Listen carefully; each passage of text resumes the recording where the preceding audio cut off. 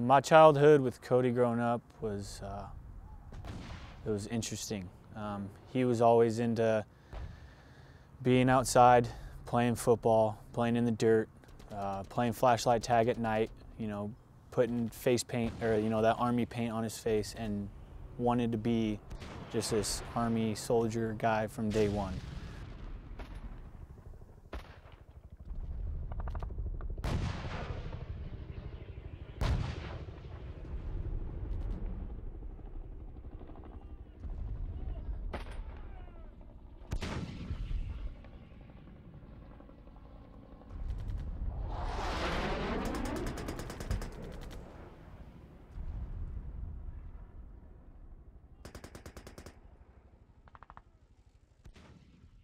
I didn't have a real good feeling about this tour. Just something about it just didn't. He was up in the north, a lot more unsettlement there. The first time around, he was in the Baghdad area and he was helping in a small town secure the elections. But this time around, there was more action going on, and particularly in the north. I didn't have a real good feel about it. He couldn't get his guys, and he told me when he left in April, and he had mentioned it, before, but he said, I went with 8 and I'm coming back with 8. So now his focus is on trying to get a hold of Emmert and Duffy, and he can't reach them. And as a squad leader, it's his job to go try and get them. And there was one of those armored vehicles that was in the area that was coming over. And I just actually found out this part just this last week. Their intelligence told them that there was tunnels and actually boreholes in these walls, but they didn't have a pinpoint location of them. So they knew that they could possibly be tunnels. Well, that's what there was in this house. When they first went to the pen, there was nobody there because they were in the house. When they came to the house, they went down the tunnel, went down underneath the tunnel and back in the pen. And in the pen, they had stockpiled everything. They had grenades, which Americans don't use grenades, or they're not allowed to.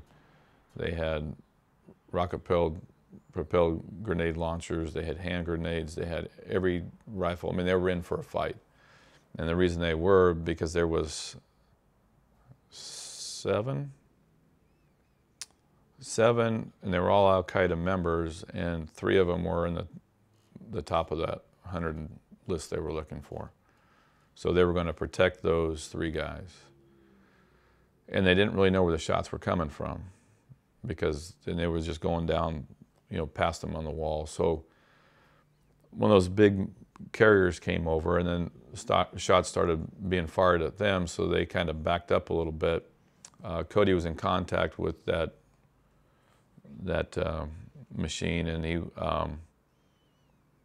was trying to get him to ram the wall, and they were taking a little bit of time, and he was getting a little impatient to try and find his guys.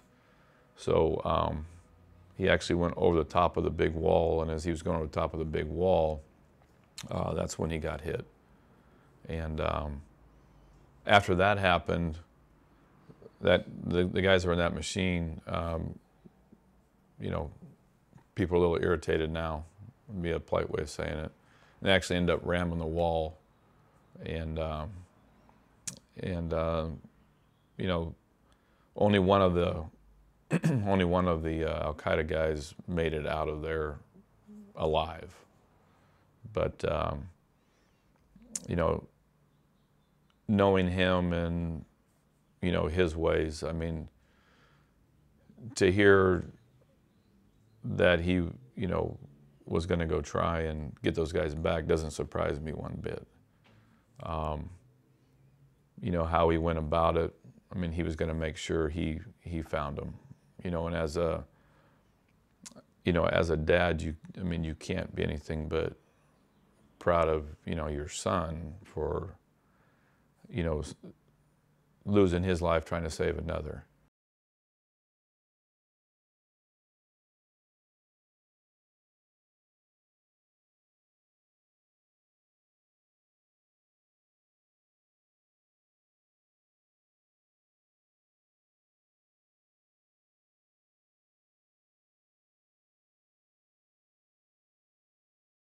Growing up with Cody was awesome. You know, it had its times with, like every other brother does, you know, of disagreements and fights on the baseball field. But me and Cody were a lot alike, and that's a good thing, but also a bad thing, you know, when you're playing games. Because we're both so competitive. We both knew how to push each other's buttons, but it was awesome, you know, because three brothers playing baseball, three brothers, you know, just out always doing activities together. That was awesome to do. You know, we'd make up these games. We called it PFL, Plastic Football League, where we'd put these plastic helmets you see at this, you know, the stores, and we put them on our head, and we'd go full out tackle football at the park, which was stupid, you know. With I'm sure we could have got a couple concussions because Cody went all out all the time, but it was just special to have two brothers right around the same age, just loving sports, loving each other. Cody, as a real young man, was, or a young boy, was kind of just like your typical little boy, running around, always into everything, very active, and just had the greatest little attitude, smile all the time. You know, loved the outdoors. And he loved sports. He tried a lot of different sports. You know, baseball was probably his favorite overall. Used to kill me to have to go watch him play soccer because he had no skills, which, you know, is hard to watch in a soccer game. And you know, kind of a little bit on the short side, so when he got tired of just running up to a ball and kicking it, you know, in that game, you know, he ended up being a goalie. Well, the first time he started being a goalie, he goes to a regulation-sized goal, and he was playing against some very skilled kids, and they're kicking the ball over the top of his head. So it was a pretty good job. You know, it was a pretty good hour of watching a little soccer, reading the paper. We made up some crazy games. PFL, it's Plastic Football League. We'd wear plastic helmets, go to the park and just tackle each other with plastic helmets on. We made a game, it was called Squalf, where we put soccer and golf together.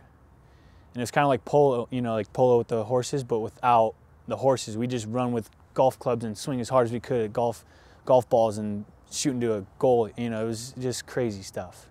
It's crazy. Everything we did growing up was about doing stuff together. And then we had this game called flashlight tag, where it's pretty much like a regular tag, except it was at night. And you use a flashlight, and when you shine the person, they were it. So it was me, DC, and Cody. But it was basically me and DC playing against each other because Cody was too good at hiding. We'd never find him. We could be walking right past him. You wouldn't find him. And the best time we had with that is he came down the stairs one day, and he was painted with the Army paint all over his face. And he had his Army fatigues on.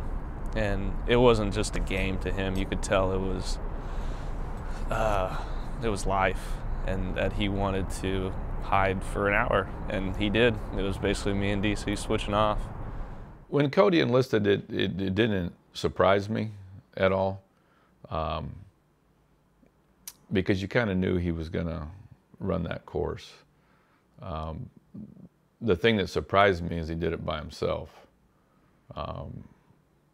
You know, he went to he'd been thinking about it. Mom was out of town, I was out of town, and he called me and told me he enlisted. And I said, oh, you know, that's pretty good. How'd that go over? And he goes, well, I did it by myself. He goes, Mom doesn't know yet. So that, you know, it was something you could see that he was going to do regardless, one way or the other. Growing up, I knew he wanted to be in the Army. So when he enlisted, it wasn't a surprise. You know, it was an uncomfortable situation because the time it was, you know, wartime. So that was unsettling, but you knew that if there was anybody who was going to have a chance of making it, it was him. So that made it easier because he was a tough kid. But as far as being surprised that he enlisted, not one bit, because that was his life. It's like, I mean, I played baseball all my life. He wanted to do that all his life. Yeah, when you have a sibling that's in the Army or military period, you always have in the back of your mind that day is going to come when you get that phone call. He died. For me, it was, and I know for Derek, you know, we all looked at him as Superman. You know, that was his nickname. He was Superman. He's not going to die. He's impenetrable. You know, we'd get emails saying, yeah, you know, I got small arms today, nothing big, blah, blah, blah. I'll talk to you later. What small arms mean? What is that? You know, is that mortars? Is that, you know, what does that mean, RPGs? So it wasn't like we get to talk to him every day. So it was very scary at some times. I'd wake up at night and just be like, is he still alive, kind of thing. And but you also have that pride that your brother is serving for this country, and you know, if somebody disrespects that, you gotta, you know, take care of it because your brother is there, you know, with his brothers, kind of thing. You know, you get to talk to him once every couple months, you know, when he was overseas. And he hated being stationed in the States. It was something he hated. He was the type of guy that if he was in there, he wanted to be out shooting somebody, you know, doing something crazy. So he hated the States, but when he was in stateside, that was easier, you know, because you know nothing's going to happen to him. You know, he may be bored out of his mind, but at least he's safe. And when he goes overseas, then, you know, the what if happens in your brain. You know, you see reports on TVs and 3 soldiers killed, 5 soldiers killed, and there's always that, oh, is that him? And you don't know until he calls the next time that wasn't him. You know, and then as far as him being over there, I never got to really share my baseball stuff with him. You know, and I call him and tell him that, you know, I wrote something on my wrist on tape for him. I put his number on my shoe, just to always have him there with me. And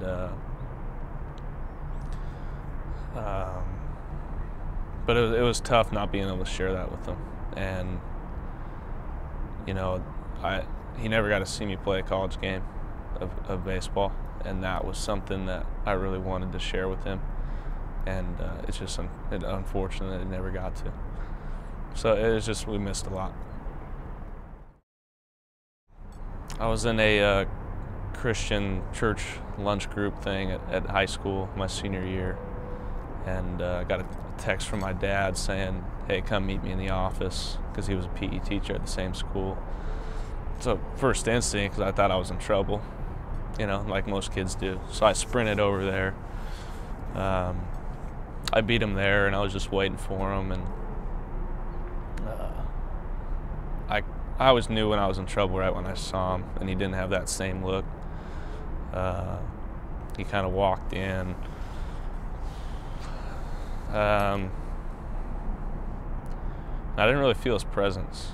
Like he was there, but he wasn't there. And right then I knew something was wrong. And he just looked he looked down and he said, it's Cody. And right then I knew it was happening. And I don't even remember if he said anything else. I don't know if he told me he was actually killed, but I just went straight in, started hugging him. And, you know, I'd never seen my dad cry before. And he was crying, I was crying. And we were probably just, I mean, what do you say to your dad that just lost his son? When I found out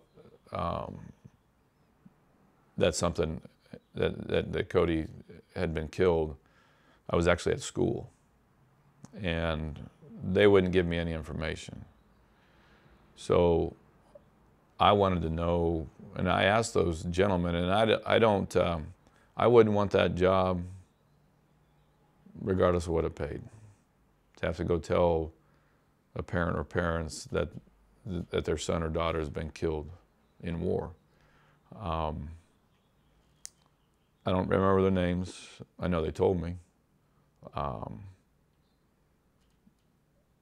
I was actually, I was actually at lunch. The principal walked me over, but he had no idea what was going on either. He just knew somebody called him on the radio, said, hey, we got some gentlemen here trying to find me. And so we went walking over by his office. I'd actually just walked past his office because I honestly thought it was another parent that might not be happy with the way I was coaching baseball. And he had this paper in his hand, and I was joking with him. I said, well, is that another email from a parent, So I actually looked in, and I went past his office. I just kind of looked in, and I saw those two gentlemen stand there in uniform. It never dawned on me.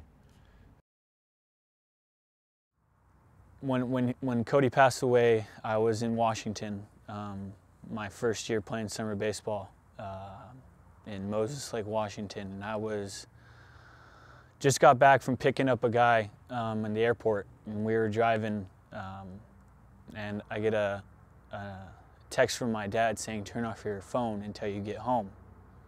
And I thought it was kind of strange that he would say that to me, and I was like, well, what's wrong? He goes, just turn it off, and call me when you get home when you're out of your car. I was like, okay. Well, the first thing that went through my mind was something's, wrong with Derek or my mom or my girlfriend, the last thing was Cody. So I drop off, the new teammate that I just picked up, and I'm driving home, and I'm in the driveway, and I call my dad, and I'm like, all right, I just got out of the car, what's going on? And he tells me that he died, and I was like, you're joking, right? He goes, I wouldn't joke about that, son. And I just sat there for a couple minutes, and my host family was outside waiting for me because my mom had called them and told them, they're at work, and she said, go home, DC needs you, Cody just passed away.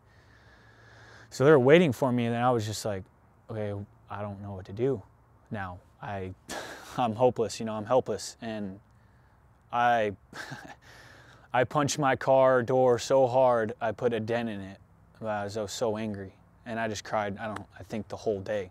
And I remember making flights for that next morning. I left at 6:30 in the morning and flew back home for the the funerals and all that stuff. But it was hard because I wasn't home. I was in Washington. I was the last person to find out. Everybody at school found out before I did because the Army guys came to school and told my brother and my dad. And I was in Moses Lake, Washington. I was the last one to know. It was pretty tough.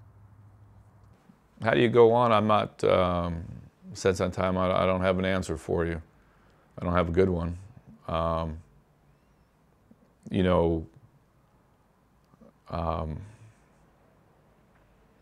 For me, my concern is for my other two boys. For me, it's a day-to-day thing. I know probably my kids don't really want to hear that, but it's true. And that's part of the reason why I retired from the teaching end of it, because that became more and more difficult to deal with, on a daily basis.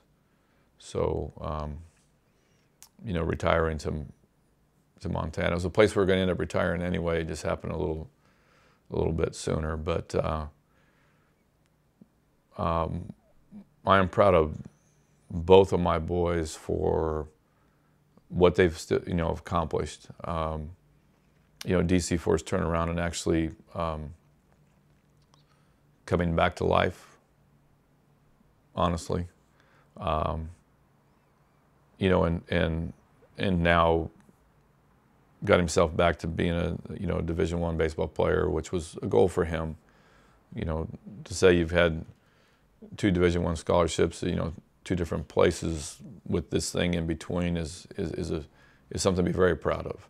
And he's back on track for graduating and back in the game of life. Derek, on the other hand, I don't think ever left it. Again, I think his girlfriend was just a tremendous asset to him. Although nothing's been easy for any of them, or any of us, which probably never will be. It's nothing I don't think you can ever just say, "Oh, I'll be better in time," because you always see something that you want. For me, it's I'll never know what his potential would be, or see his family that he might have had. He was about to ask a young girl to marry her, so you'll never see that whole connection.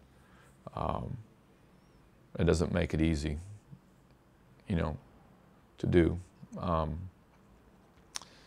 Obviously, you have to have a faith in God to be able to continue on and use that faith, and I think our family has done a real good job with that. But my concern is not so much about me; it's more about my boys and making sure their dreams are fulfilled, however that turns out.